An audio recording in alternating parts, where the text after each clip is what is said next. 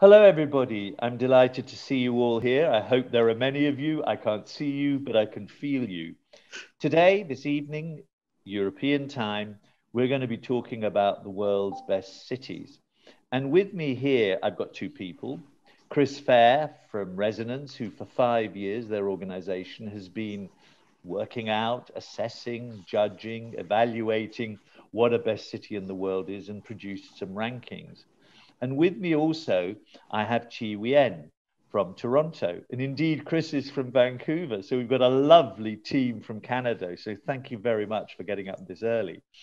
And what we're going to talk about is this year, again, the World's Best Cities report is being launched. And we're going to get some glimpses from that in advance. It will be more officially launched in October, but we'll get the essence, don't worry.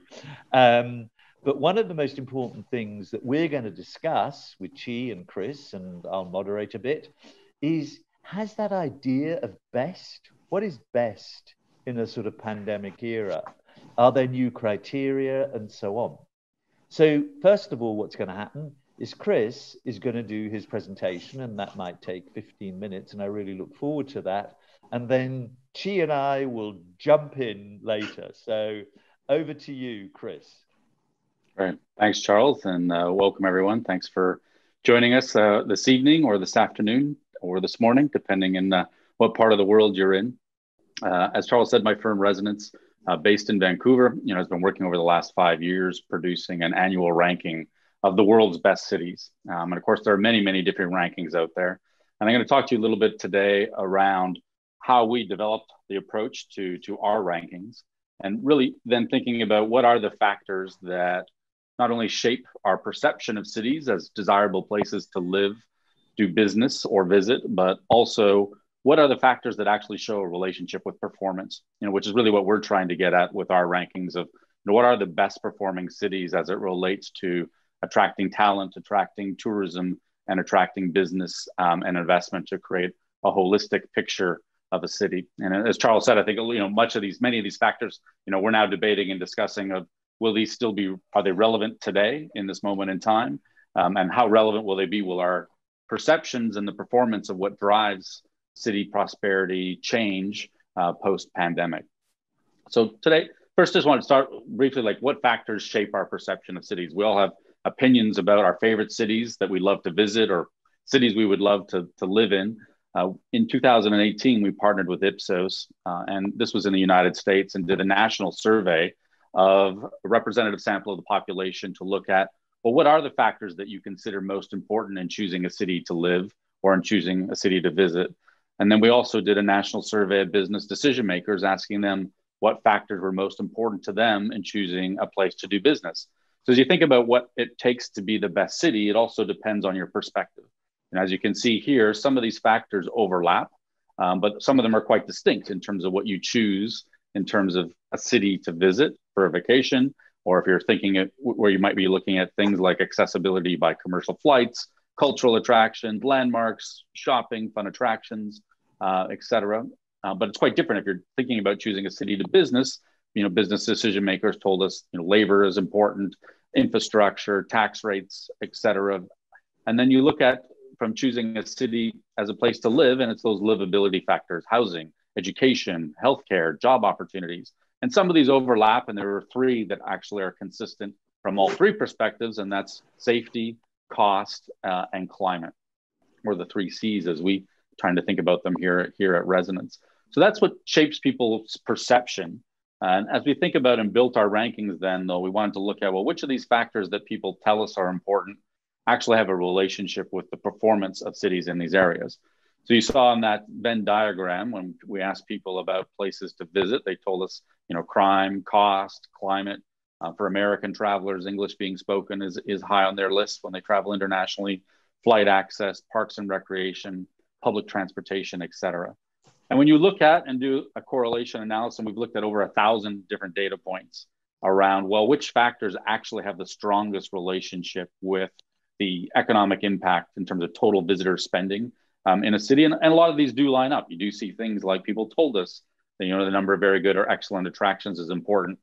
So we went into TripAdvisor and we looked at, well, how many recommended attractions are there from one city to the next? And you can see that has a 0.77 correlation, along with the number of TripAdvisor reviews. Airport connectivity, they told us was important, and you see that quite highly correlated here. Also Instagram. People didn't tell us that Instagram hashtags were important, but it stands to reason that the more Instagrammed a city is, the more economic impact it's receiving from tourism. So there was nothing here that really surprised us. Of course, there's some other factors like employment in arts and recreation. If a city has a lot of visitor spending and a strong tourism economy, it has strong employment in that sector. So we're not saying that these things are causing visitor spending. Some of these may be causing, some are the result of a strong tourism economy. So all we're looking here is which factors have a strong relationship with that particular objective.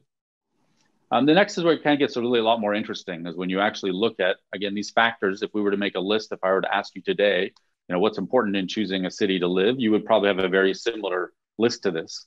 You want somewhere safe, you want housing, affordable housing, you want low cost of living, job opportunities, good education, healthcare. But when you actually study this and look at, what is driving population growth, again, and this is an analysis for cities in the US, it turns out that most of these are not true, that there really are very few factors that we can find that have a correlation with population growth. And there is one that stands out significantly as having almost a perfect linear correlation with population growth, and that's increase in average earnings. And then you see quite high on this list is also increase in number of establishments, businesses in the professional, scientific, and tech sector. So this is just telling us that people are moving to where jobs pay, job growth and wage growth is the highest, is really what it boils down to. And in fact, housing affordability is not a factor that drives migration. Actually, people are moving to where, or the more people are moving to a place, the more expensive housing gets. So there's actually a negative correlation with housing affordability and population growth. So this is kind of an example of a lot of times of things that we say are important or that we'd like to have don't actually influence how we behave. People are moving to cities that are more expensive, and the more people that move there, the more expensive the housing gets, and so on. And the last sector, looking at was around choosing a place to do business. And you saw this, a variety of factors, and there's a real plurality. The reason we have 12 here is there's not much difference between second place and 12th place on this list for business decision makers. All of these things I consider equally important in terms of taxes, workforce, labor, et cetera. And here you do see a lot of things do line up, in terms of educational attainment and the foreign-born population in terms of diversity. But interesting, actually, that one of the factors we find is the highest correlation with new business formation is the number of recommended nightlife experiences in TripAdvisor. So that's not saying that nightlife is, creating new businesses, but it is telling us that there is some sort of relationship there that, maybe we don't think about on the surface. We think about, grants and startup capital. We think about educational attainment and some of these things that you see on this list. We think about immigration, venture deals, but there is something also here about the relationship to the vibrancy of the city. Is there seems to be a correlation with where businesses are being formed. So that was how we built this. As we think about a ranking for cities, was to take all of those factors that had not only perception shaping, but also performance correlations to be able to create a model for benchmarking quality of place. So our rankings have 25 different factors that we've grouped into six different categories: place, product, programming, people, prosperity, and promotion. And I'll go through these quickly and I'll show you the results for 2021. These are what we considered within place scores. We looked at weather in terms of number of sunny days. We look at crime rates. We look at urban design in terms of how many very good and excellent neighborhood sites and landmarks there are in TripAdvisor from one city to the next. We look at parks and outdoor activities. And this year, to try making this relevant in this current context, we also looked at and included how many COVID-19 cases there were per million people within a city. And it's based on those factors, weighing them equally, and these are the top 10 cities in that place category. So as you're going to see, cities perform in different areas. They have different strengths and different weaknesses. So you see Tokyo is at the top of this particular list. But then there's other places like Marrakesh, or Barcelona, St. Petersburg, Mandalay that are on this list that perform particularly well in this category of our rankings. The next category is looking at product, and we think about that as really built infrastructure within place, museums, universities, convention centers, airports, attractions, all of those things that we saw had high correlations with performance of the cities. And when you look at that, you get a different list. And you see the larger cities like Moscow, London, Paris, Munich, Frankfurt are some of the best performers in the world in this particular category of our rankings. And of course, you have other places like Shanghai that come up on this particular list. If we think about product as kind of being the hardware of the city, I like to call the programming the software. These are all those experiential qualities, things like nightlife, restaurants, cultural experiences, shopping, and of course, this has probably been the area that's most impacted, by the pandemic, as we all know, that many of these establishments have been closed or restricted. So our data, of course, reflects data we collected in the first half of the year, pre-pandemic. So it'll be interesting to look at how does the pandemic affect a year from now? How many of these establishments have we lost? But based on where we were at the beginning of the year, these were the best performing cities, and it really is those larger global capitals like New York, London, Tokyo, Paris. But then you do see interesting cities like Seoul, Sao Paulo, Bangkok that emerge into the top 10, in terms of this particular area of performance. The fourth was around people. It's very difficult on a global scale to get consistent data. So there's really two things that we look at. One is diversity in terms of foreign-born population, and the other is educational attainment. And when you look at just those two factors, you get a very different list. These are the cities that really perform well when you look at the quality of people from diversity and an educational attainment perspective. You start to see Abu Dhabi, Dubai, and then many Canadian cities, Toronto, Vancouver, Calgary, but then also places like Tel Aviv, San Francisco, San Jose. These are the cities that have or the highest percentage of the population in terms of educational attainment, but then also in terms of diversity, which we saw as a key factor for business formation. The second last category is around prosperity. These are a lot of the typical economic indicators, but we also wanted to add, as we think about social unrest, is looking at equality of opportunity, and we added the Gini index of income inequality as a factor. And here again, you got to get a very different list, of what are the best performing cities just based on these key economic indicators, where you see Beijing at the top of the list, but then other cities like Zurich and Prague, come up into the top 10. Dublin, Munich are strong performers in this particular category. And the last category in the rankings is really around what we characterize as promotion. And I think that's what makes our rankings particularly unique, is we're taking all of this user-generated data from channels like TripAdvisor, but then also going into Google and Facebook and Instagram to look at how much is the world talking, posting, sharing about a particular city. And here you start to see those cities that have large tourism economies: London, New York, Paris, Dubai, Rome, Singapore, LA, Istanbul, Barcelona, and then Washington, DC. So when you weight those cities overall, kind of just wrapping up of what are the best cities in 2021. And this is, you'll be the first ones to see this. We're giving you a preview today, and the report is available to download, but no change from last year in terms of number one. London still sits as the number one city. In fact, there hasn't been much change in the top five, have been since we started the rankings. We do see some changes in the others. Madrid moved up, Los Angeles moved up, Dubai has moved up, in our rankings steadily over the years. And it's always fun, looking at the top 10, and, it's great for cities, but it's also interesting to look further down the list to see, which are the movers, from one year to the next. And as you get further down our list, you start to see places like Naples, Italy, that moved up 72 positions in the rankings, or Kiev, or Minsk, or Bangkok moved up a lot. Glasgow moved into the top 100 of our rankings for the first time. Copenhagen moved up 19 points. So this is really, as we start to think, the rankings, I would say, are kind of entertaining to look at, but the real insights come when we dive deeper into the data and we try and understand, why is the performance of the city changing over time. So if you'd like to download, it's available today. You'll be the first ones to have access to it. You can go to our website, resonanceco.com/reports, and you'll be able to download the full report that has all 100 cities rankings and an overview of the performance in each category. So I think for our discussion today is really then thinking about, well, what will people look for in a city? Will that change as a result of the pandemic? It's a question that we're asking ourselves. And, we built an event that in a couple of weeks called the World City Festival that we will be diving into this. We have, more than 150 speakers. We have stages in Singapore, Hong Kong, London, New York, Toronto, and Los Angeles, bringing really the best minds in the world together, much like you, and we'd love to have you join us as well. There are free tickets available at worldcity.com, and we'll dive into this conversation now. And thank you for your interest, and look forward to discussing with Charles and Chi what their view is of what makes a city best today. Well, thank you very much. That's great. My head was spinning for a while, but just one question. You don't need to answer it now, but you had a lot of Doha, Muscat, Abu Dhabi, and Dubai, and I've been to all of those places and worked in quite a few of them. Now, when that was under the people category, and as you well know, the basic population is expat. There are only 14% of Emiratis in Dubai, as an example, or Abu Dhabi.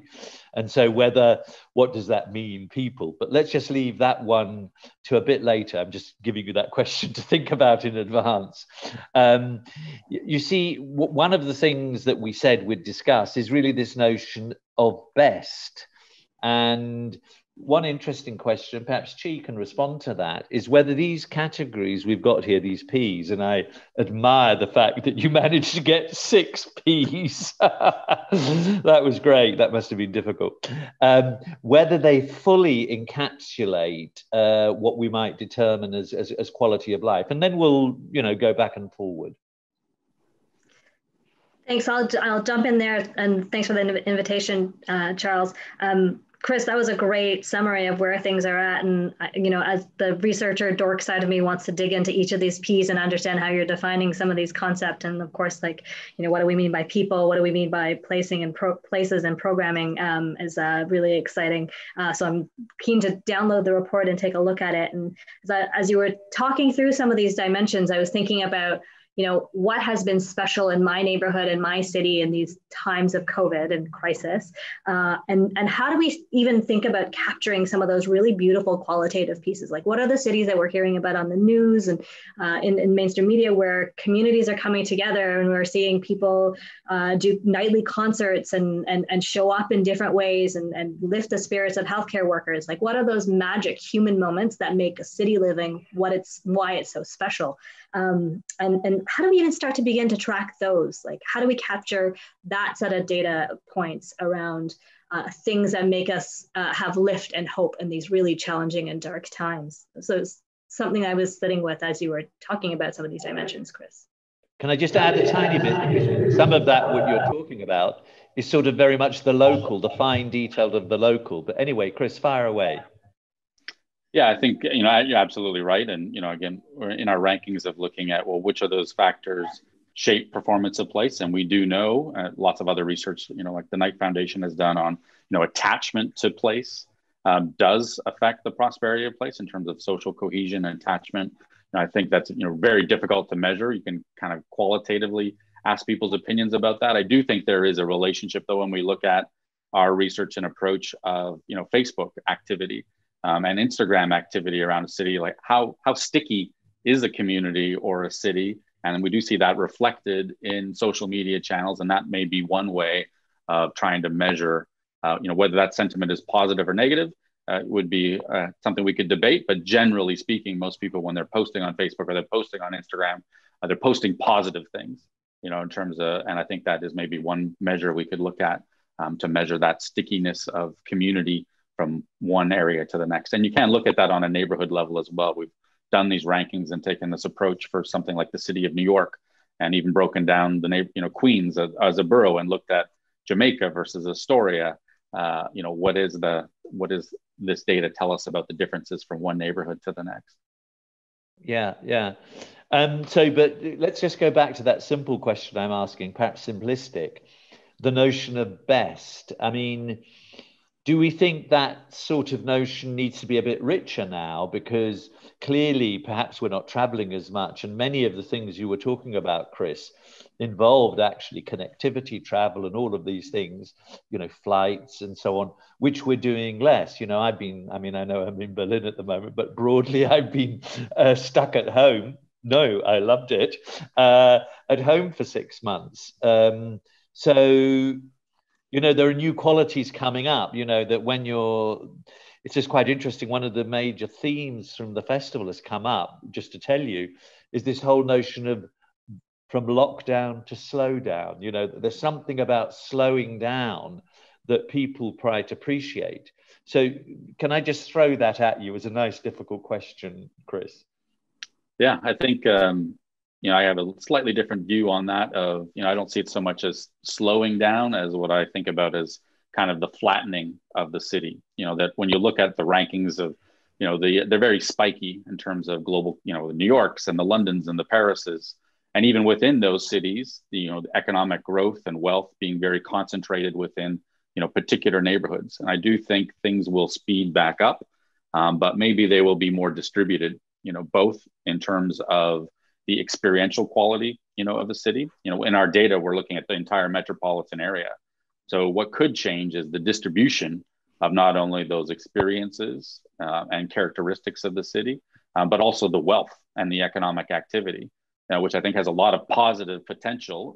That when we look at how much infrastructure, energy, and wealth do we spend, moving everybody in and out, 5 days a week from a 9 to 5 into the core of the city and back, just as a model is not very efficient. So I do think things will maybe, yes, they have slowed down. I think they will speed back up, but maybe the distribution of that activity, both in terms of recreation and economic, will be distributed more widely and evenly, not within cities, and then also globally to more second-tier cities as well. Can I just, as I lead into a question to Chi, because quite clearly what's happened within the pandemic is, as you say, the spatial geography and the notion of place, space, and time has changed and has spread out, as you just indicated, in certain countries. I mean, Germany, Britain, and Spain, it's spreading outwards, because if you only have to go into the office 1 day a week, 2 days a week, it's clearly what's happened is we've speeded things along. In a sense, we're in 2025. Certain things which were happening have happened very quickly. Sorry, that's a longish sort of thing for you to digest, Chi. Digest what Chris and I am saying to you, and we'll throw it at you. Yeah, and reflecting too a little bit about the place and space for leadership in cities right now, and the cities where citizens feel safe. And safe in many senses, right? Like, are there riots happening because of racial inequality? Are there other kinds of things that are emerging and bubbling that we're not talking about because of the pandemic? I know in our city in Toronto, we've seen a lot more gun violence in this particular year, but we haven't talked about it because the pandemic, as a kind of overarching theme, has taken away from our ability to have those conversations. And so, I think about all of these elements and what's needed as we shift into moving forward and the future of healthy cities, et cetera. And I wonder about what those kinds of leadership should look like and how communities can create more responsive measures and, in some ways protect themselves and create the cohesion that's needed. Thanks for referring to some of the work around attachment and the Knight Foundation and some of those pieces that I think really are the connective tissues that make that city living really important and critical. Ooh, over to you, Chris, on that one. Yeah, that's quite a nitty-gritty question there. Yeah. Yeah, I think that as you think about sort of maybe this idea about, redistribution of wealth activity, that also does require a redistribution of leadership, do we think, are these smaller communities, neighborhoods, towns, do they have the organization, the leadership in place to be able to manage some of these issues? As we think about, I think they think about safety, and some of these other issues are certainly, bubbling, beneath the surface here, as Chi mentioned. I do think that they maybe have, more to do, that the pandemic is not the cause of those things.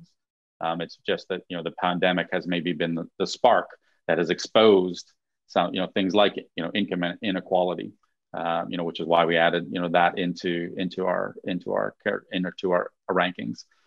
So how does one of the challenges will be, if you think about sort of a redistribution of wealth and economic activity, there are winners and losers in that calculation, right? As we think about sort of, central business districts and the cores of downtowns, that have made, in particularly in North America, have gone, light years ahead of where they were 20 years ago. Will those, regress back in time? Will New York of 2025 look like New York of 1985? When you look at, I think that's quite possible, right? So that we have to think about some of the challenges that these city cores that have been sort of our best cities in the past, have some real challenges in front of them. While some of that wealth activity, moves out into either suburban areas or even further afield to other second-tier cities. So there are winners and losers in this kind of redistribution that will create all kinds of issues and opportunities that we're going to have to deal with that we haven't maybe seen in the last 10 to 20 years. I think what's quite interesting, what's coming up, because in a sense, what our conversation is about, and we're trying to be not helpful, but you know what I mean. We're trying to enrich the basis of your ranking. I think a word that just was used a minute ago, and it's very difficult to measure, but that we're going to give you the challenge, Chris. You're the numbers guy. You think about it, which is connective tissue.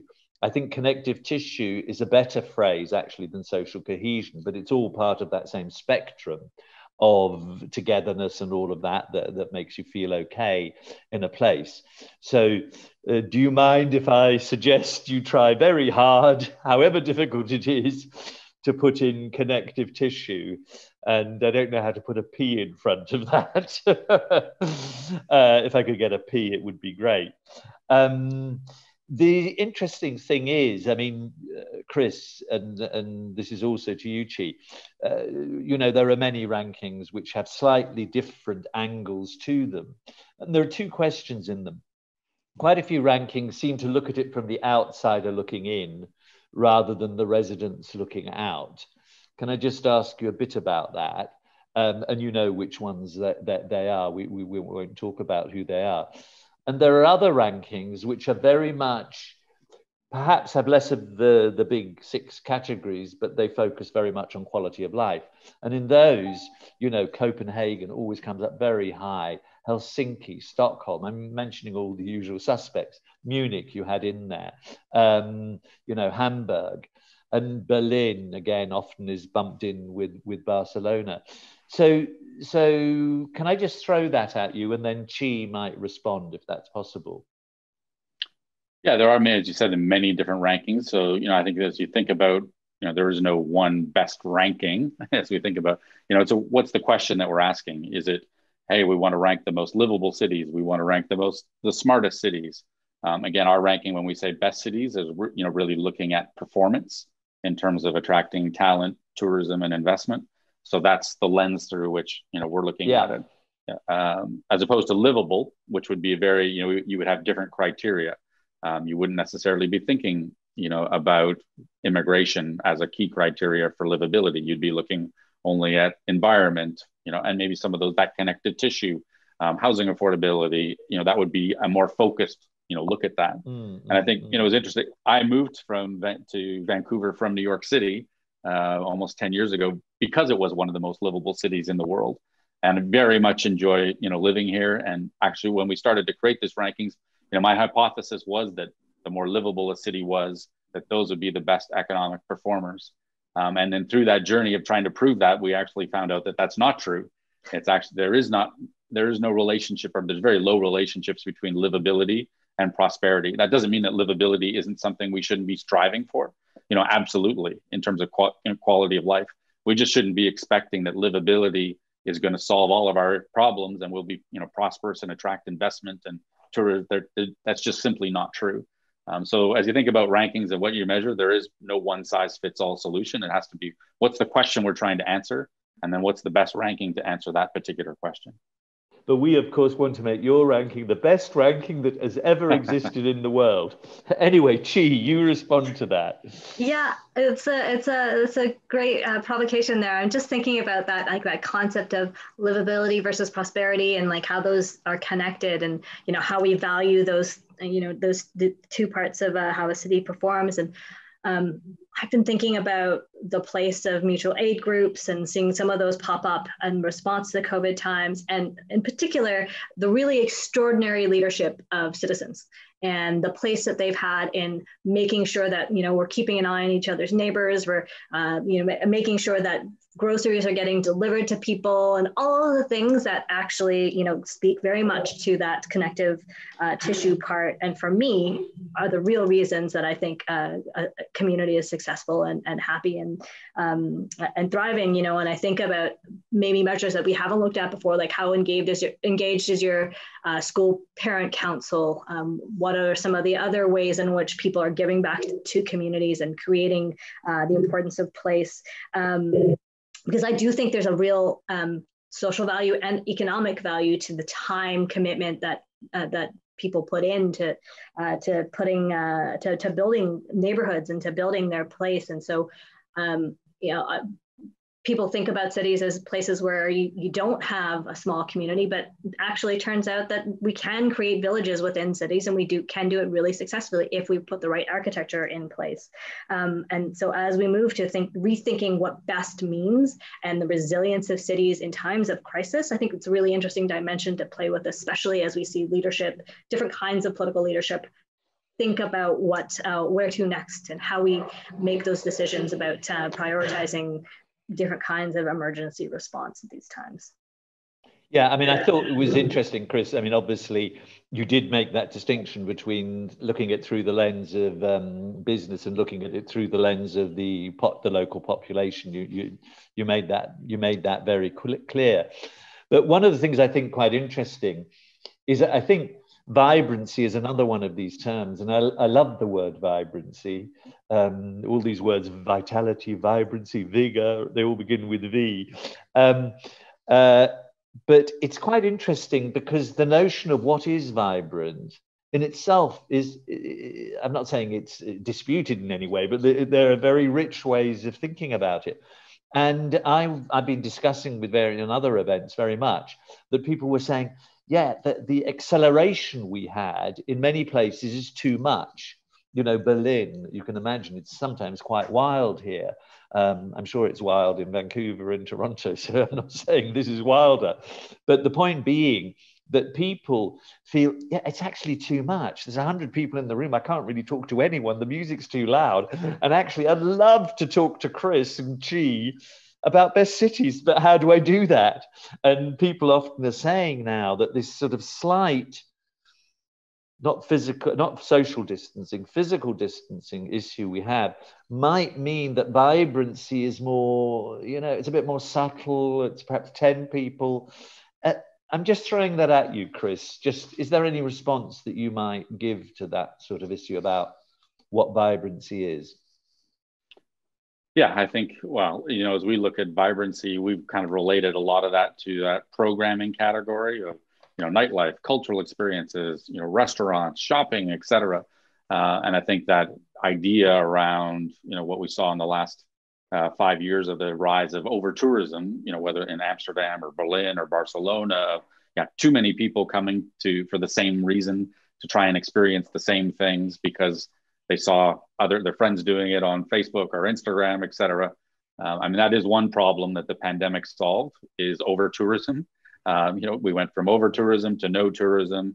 And I start to think about this idea about after-tourism of, yes, will we want to experience places in a different way that I'm probably not going to be as keen to go down Las Ramblas with 100,000 other people, on a Saturday. I mean, I wasn't that keen before. I'm definitely not interested in doing that now. So I think, the pendulum will land somewhere in the middle. And there is that, I think, hopefully that opportunity is, kind of back to that idea about flattening the city, of the redistribution of experiences, of activities that we don't all want to do the same thing and be in the same place at the same time. And that there'll be this more incentive to seek out those undiscovered places. And we're already seeing that in the recovery of tourism so far, or where that's happening. It's outside of the major metropolitan cities. It's, in resort areas, mountains, beach areas, small towns, villages.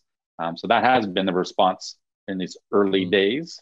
We'll see whether that sticks or not. Maybe 2 years from now, we'll all be, clustering back into Barcelona and having coffee on Las Ramblas. I don't know, but I do think there's a need and there is an opportunity here for a reset for cities to kind of rethink around how do we program activities, events, how do we support restaurants, nightlife that there's a huge loss, and we're going to see that in our rankings from a year from now, whether that's 20%, 30%, 50% of these establishments. All of our cities are going to be less vibrant. How we build them back is really the discussion we should be having in terms of, where should restaurants, how do we support these types of activities, experiences? What do we want to have as a city? How do we want to position ourselves? This is that moment to have that reset and that conversation for what the future of our cities looks like in terms of defining, vibrancy, as you said. Well, over to you then, Chi, on that one. Yeah, it's a great point, Chris, about the slowdown and the taking the pause, right? And it's amazing too what has been accelerated. I think about the Toronto context. There was a bunch of cycling infrastructure that we had been sitting on for a long time, and so the push around COVID was that nobody wanted to get back on the buses. The TTC has really suffered in terms of its ridership and those revenues, but making sure that people had better access to cycling, transportation, more bike lanes, et cetera, opening up for more active sort of walkability approaches has created a really different and new and exciting dynamic in the city, and speaks to some of that vibrancy.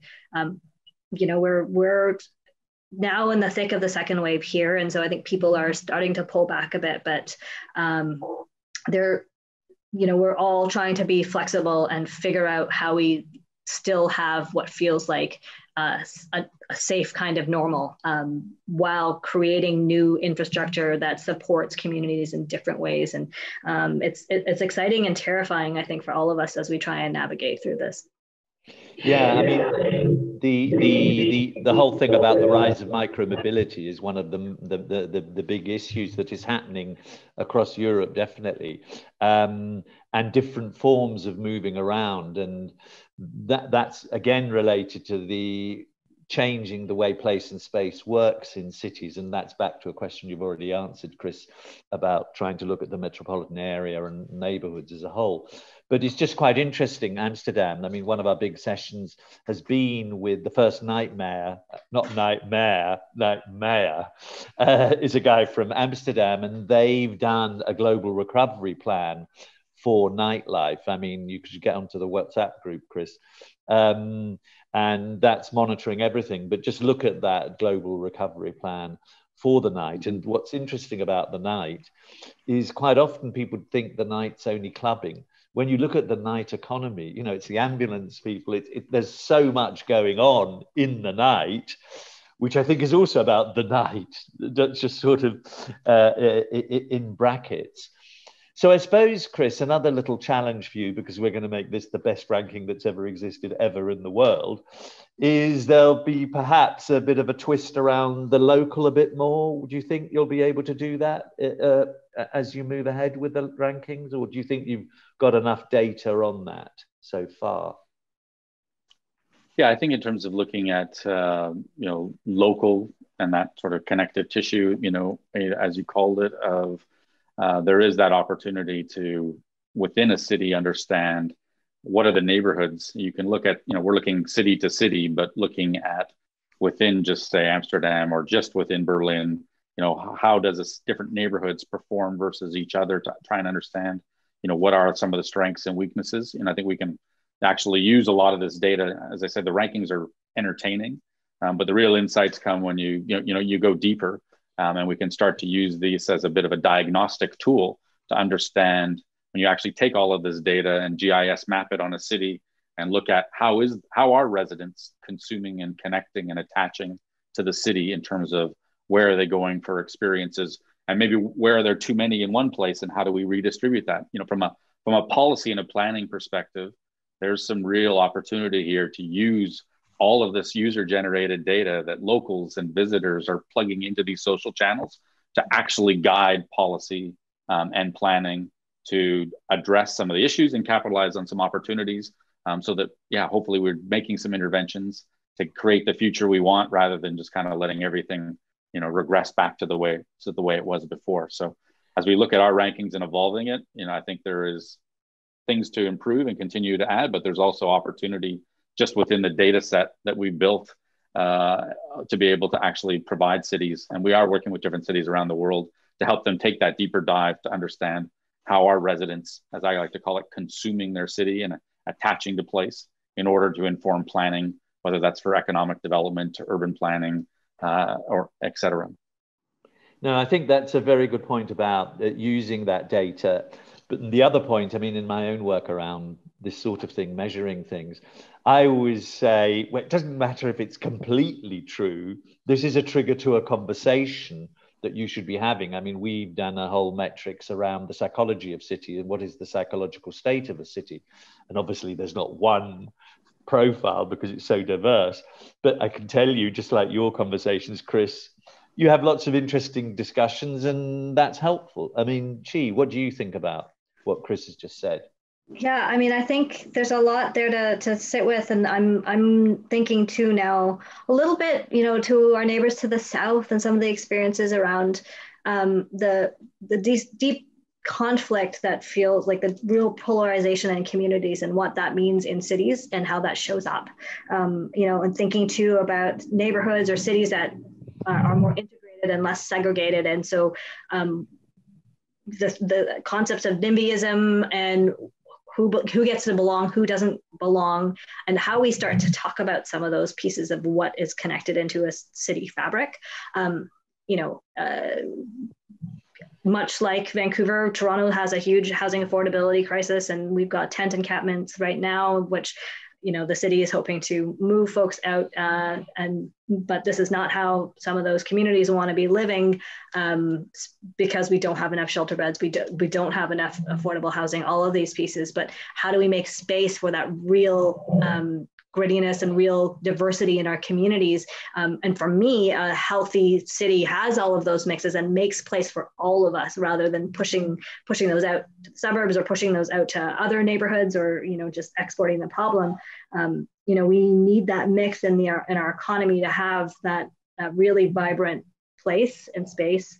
And I think, you know, packaging it up and kind of parceling it off doesn't really help resolve some of the systemic inequality challenges that, you know, are deeply revealed by COVID and all of those other challenges that we face now. And I want those communities to also have great access to the outdoors, to the parks, et cetera, because we need those for all of our mental health and well-being. And if we get locked down again, or if things go back into a quieter mode, how do we maintain a kind of mental health and stability in our communities moving forward? And I think that'll be part of thinking through, you know, what comes next for cities as well.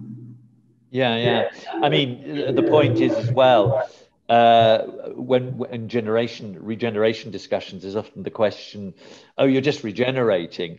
And it's always the question of the tipping balance, because, you know, people who have less money also like watching the world go by and just having a drink of coffee or whatever it is. Chris, do you mind if I just switch to another thing? Because you had quite a few of those Middle Eastern cities, you know, the Abu Dhabis, Dubai, and so on.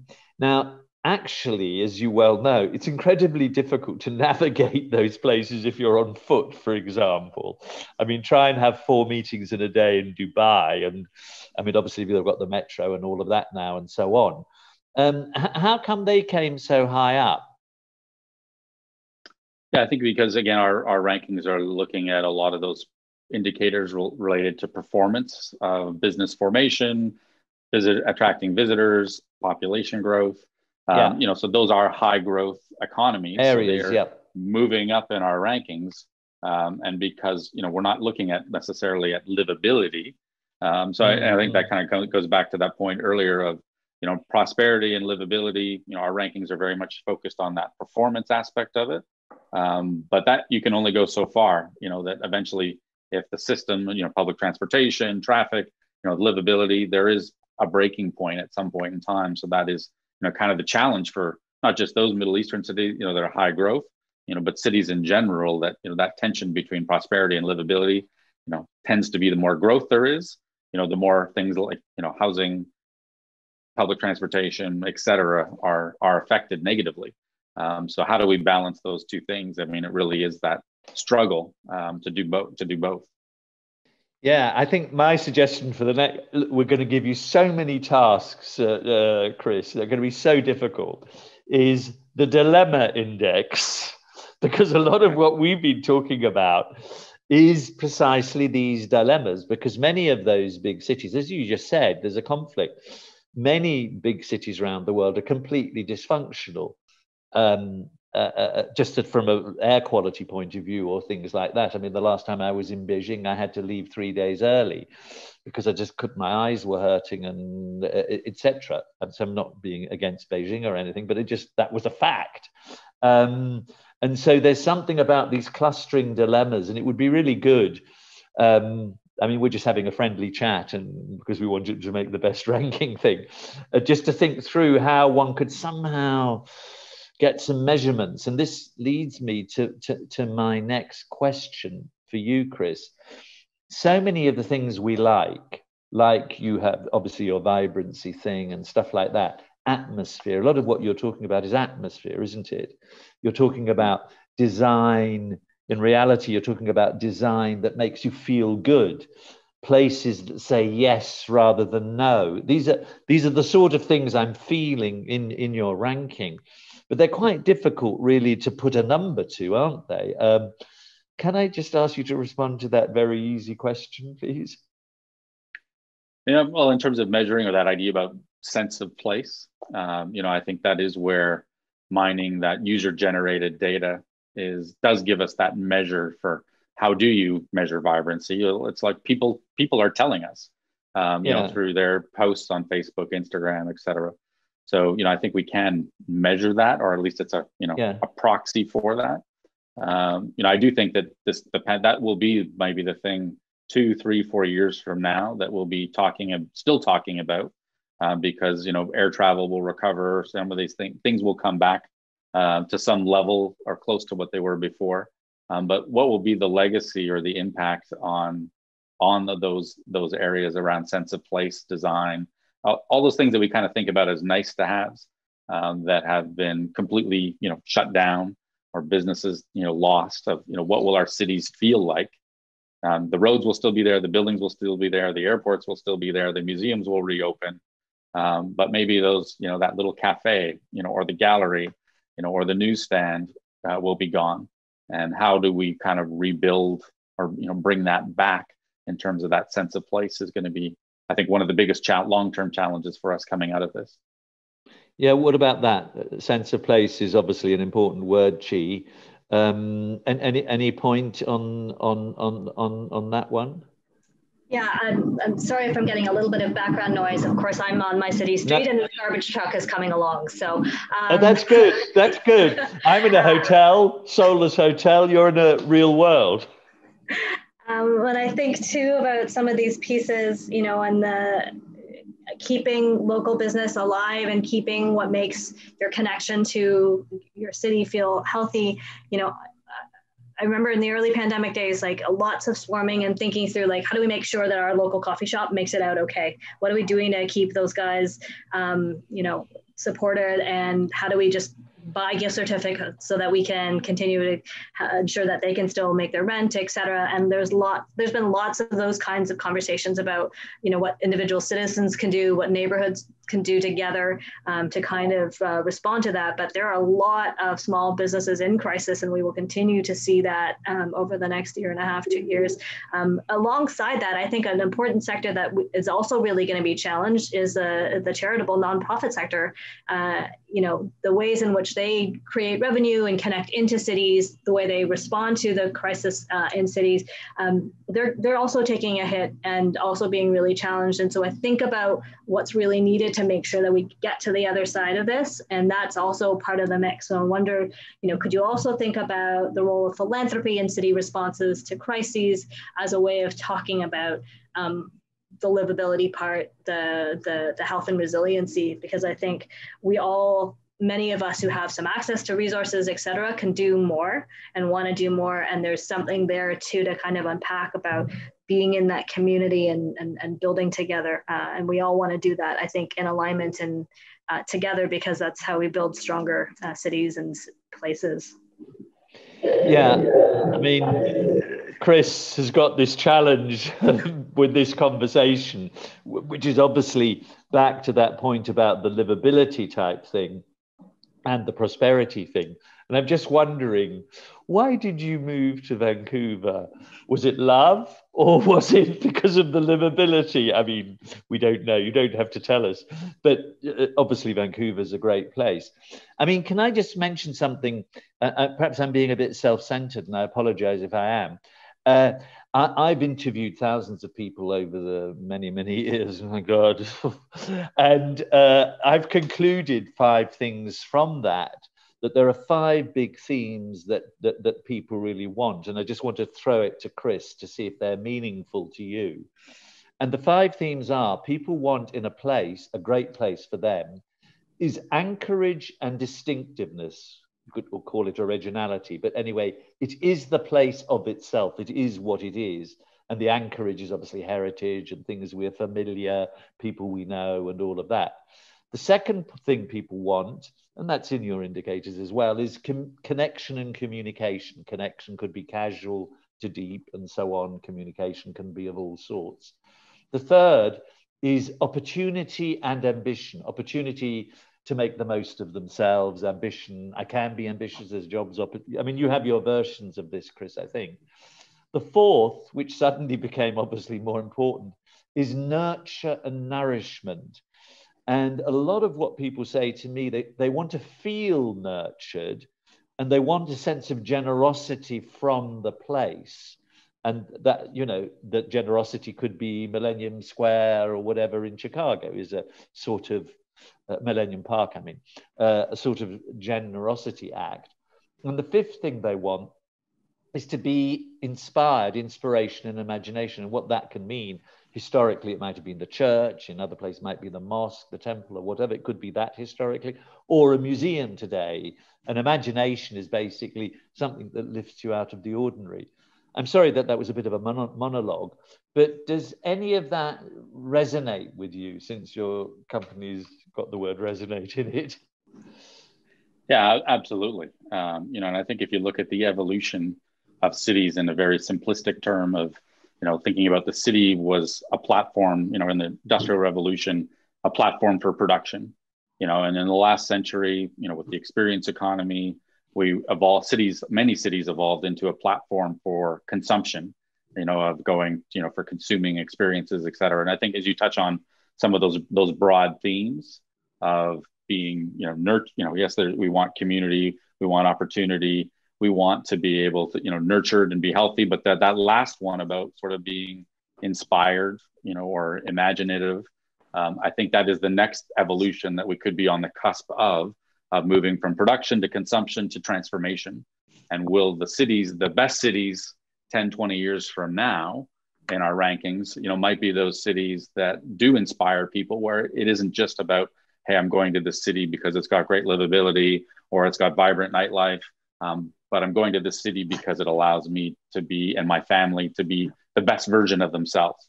You know, very much kind of moving up that, you know, Maslow's hierarchy of needs to where we're thinking about the city as a platform for self-actualization. You know, many people won't have that luxury, you know, as we think about meeting basic needs and all of the other issues that we have. But as you think about where the so-called creative class went to, it was those cities that were most vibrant, where they could consume those experiences. And, you know, if your hypothesis is correct, where maybe we revalue those things that we don't necessarily want to be where everybody else is, and we start to think about, I want to be somewhere that's best for me, and, you know, whether that's slower and more intimate. I do think that there's that evolution, perhaps, where we move from cities for consumption to cities for transformation. And that's something that we'll start. How we measure that, I have no idea. We'll have to start, you know, think about how we can look at that. But I think that is maybe the next trend of, you know, what we think about in city and urban development for the next 20 years. Yes, to you. Over to you, Chi, on that. Transformation, self-actualization. Interesting, that point. Yeah, it's a really powerful concept, Chris, and I thanks for putting that out there. You know, I think too, you know, we've talked a little bit about this, but I think at the core of this is a really important sense of belonging and safety, you know, in the cities, and that idea that you can really reach your full potential, that cities unlock that, you know, and that should be something that is across the board for any city resident. there are lots of things about city life that can be really exhausting and tough. But it is about that access and proximity to great institutions, great academic opportunities, research, the economy, all of those pieces. And then that accelerated piece around really creating the best potential out of people, because we fostered that sense of belonging, that sense of place, because we have a more inclusive kind of leadership, and the assets of the infrastructure that make these places really unique and special. So it's a really beautiful way to think about that and where we need to and I think what you just said there, Chris, is a beautiful way for us to sort of finish off, because I mean, if cities are places, platforms, whatever you want to call it, for self-actualization, and we know what the challenges are behind that, it's a very good encapsulation, it's a very crisp encapsulation. So let's all together work on these measures, indexes, quantitatively, qualitatively. I don't know if we can help you out, Chris, but if we can, we're there as co-discussants. So can I sort of thank Chi, and thank you for being there from Toronto. And Chris, thank you very much for giving us this preview. Do you want to say a final word? Pleased that you've been part of our event here. Yeah, thanks so much for having it. It's fascinating discussion, and all the other discussions that are going on at the festival. And I think we can continue a lot of similar themes to what we'll be discussing at the sessions we have at the World City Festival. And I do think that we as leaders at all levels, whether it's at the community, civic, national government level, citizens, this is the moment in time that requires creativity, not just in government, but in community. We're going to have to look at all of these assets that we have in our cities. The hardware is not going to change. How do we adapt to create the future and the type of city we want? With the infrastructure, systems, organizations that we have is really the challenge of our time to rise up to. So hope we'll be able to continue this, and looking forward to having you at the speak at the World City Festival on the London stage in a couple of weeks. Thank you very much. I mean, all of these things has manifestations for the public administration, and rules, regulations, incentives. Clearly, that was an underlying theme which we had there. Anyway, again, thanks, Chi. Again, thanks, Chris, for everything. And it was wonderful having us. Well, I liked it anyway. I enjoyed it. So that's the main thing. No, it's not the main thing. Did you enjoy it? Absolutely. Anyway, thank you. Okay. See you soon. Bye. Thank you. Bye. Bye-bye. Take care. Bye. Bye.